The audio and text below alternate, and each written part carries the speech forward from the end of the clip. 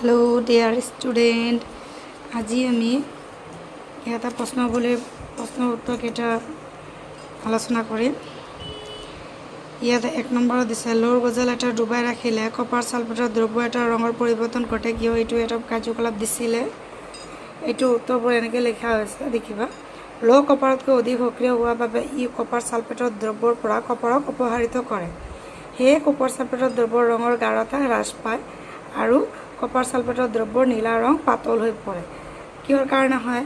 কাৰণ লো কপাৰতকৈ অধিক সক্ৰিয়। লোৰ টুকুৰাটো কপাৰ সালফেটত দিয়াৰ লগে লগে কপাৰ সালফেটৰ যিটো নীলা ৰং এইটো লাহে লাহে পাতল হৈ যায়। তাৰপিছত ২ নম্বৰটোত কি কৈছে? কাৰ্যকলাপ 1.10ত বিক্ৰিয়াটোৰ বাহিৰে আন এটা দ্বি-অপৰণ বিক্ৰিয়া উদাহৰণ দিয়া। এতিয়া এটা উদাহৰণ দিছোঁ। সিলভাৰ নাইট্ৰেট দ্ৰব্যই ছডিয়াম ক্লৰাইডৰ দ্ৰব্যৰ সৈতে বিক্ৰিয়া কৰি সিলভাৰ ক্লৰাইডৰ বগা অধেকবৰ লগতে ছডিয়াম নাইট্ৰেটৰ দ্ৰব্য উৎপন্ন হয় বা উৎপন্ন কৰে।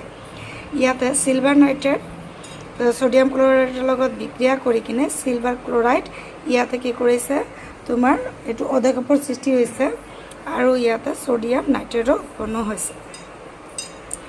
ইয়াতে চাবা পিছৰটো কৈছে ৩ নম্বৰত যে ইয়াতে তলত জাৰিত আৰু বিজাৰিত পদাৰ্থসমূহ বাছি লওঁ। ইয়াতে দেখাই যায় যে ছডিয়ামৰ লগত অক্সিজেন লগ হৈ কিনে ছডিয়াম অক্সাইড হৈছে, তাৰমানে ইয়াতে ছডিয়াম জাৰিত হৈছে। ২ নম্বৰটোত কি হৈছে?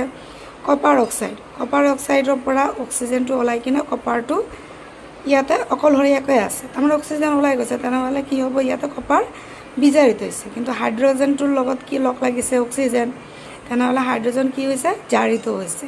ইয়াতে ১ নম্বৰত লিখিব লাগিব যে ছডিয়াম জাৰিত হৈ ছডিয়াম অক্সাইড হৈছে আৰু ইয়াতে ২ নম্বৰত কপাৰটো কি হৈছে? কপাৰটো বিজাৰিত হৈছে আৰু হাইড্ৰজেনটো জাৰিত হৈছে। যিমানখিনি বুজাই দিলোঁ, ইয়াৰ মাজত কিবা অসুবিধা থাকিলে, কিবা নুবুজাৰ থাকিলে মোক কমেণ্টত জনাব।